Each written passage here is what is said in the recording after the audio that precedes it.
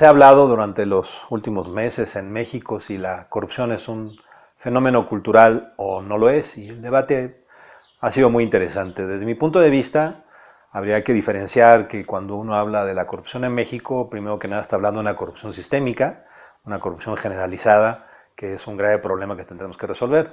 Segundo, si no entendemos la variable o los elementos culturales de la corrupción, va a ser muy difícil que encontremos manera de realmente reducir el problema que genera el hecho de que la corrupción es sistémica y generalizada.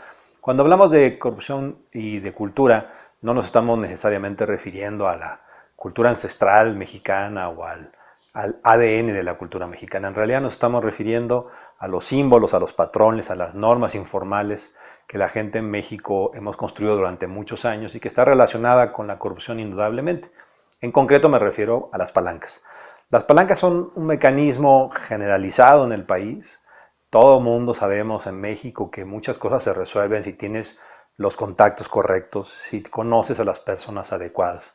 Las palancas son un mecanismo muy poderoso de resolución de problemas, ya que hoy por ti, mañana por mí, es un mecanismo de reciprocidad. La palanca se reproduce socialmente, tiene un lenguaje general, es decir, hay una serie de elementos incluso éticos, incluso de etiqueta. Debes de pedir la palanca de cierta forma, nunca tienes que hacer explícito que estás pidiendo un favor a cambio de otro.